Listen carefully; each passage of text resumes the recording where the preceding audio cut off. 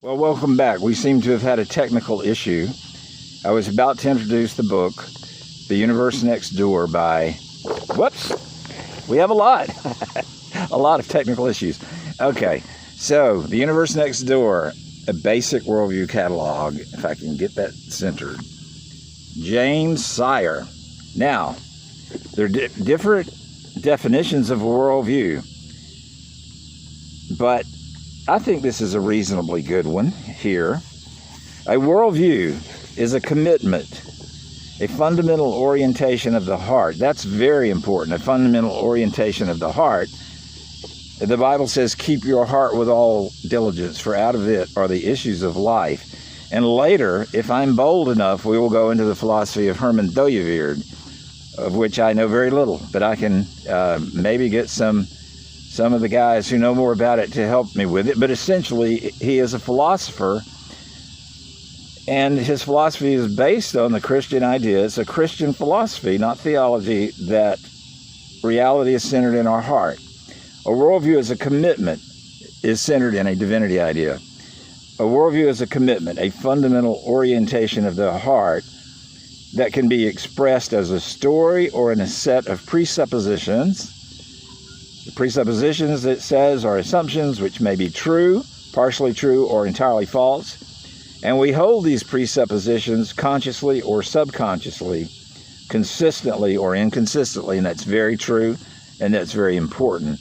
A lot of people hold a worldview unconsciously or inconsistently. And that's one of the things I hope will come from these presentations, an awareness of a worldview, and making your worldview conscious and deliberate and consistent. So it's a commitment of the heart, a fundamental orientation of the heart, which is based on a set of presuppositions about the basic constitution of reality, and that provides the foundation on which we live, move, and have our being. Some of you will recognize that from the writings of Paul, when he was quoting a Greek poet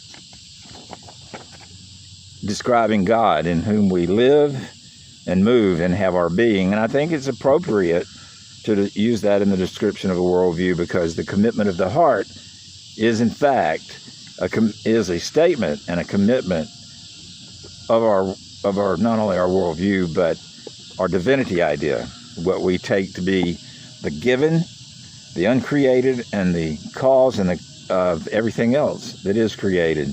Now, if we have time, and I think we do, since the first half of this video got cut in half, let's read some examples. Well, before we get to the examples of worldviews, let's look at some worldview questions. What are the questions that a worldview answers? Number one, what is prime reality, the really real? To this we might answer God, the gods, or the material cosmos. Our answer here is the most fundamental. It sets the boundaries for the answers that can consistently, consistently be given to the other six questions.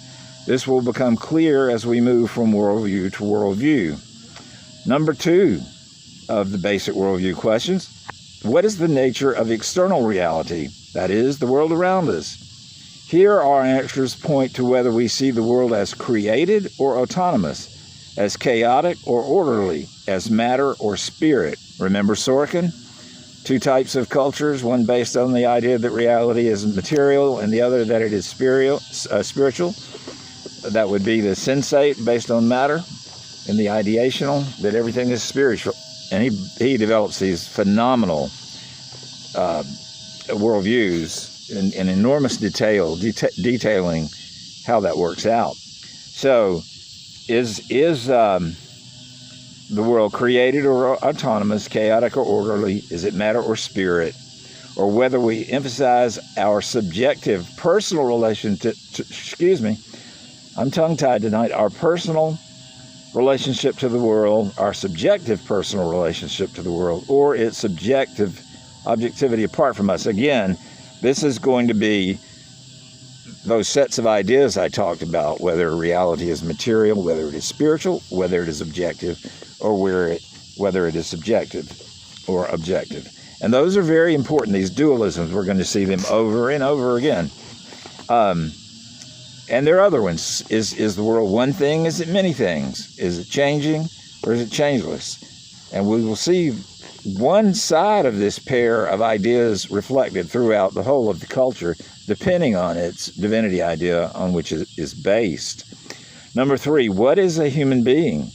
To this we might answer, a highly complex machine, a sleeping God, a person made in the image of God, a naked ape, which I just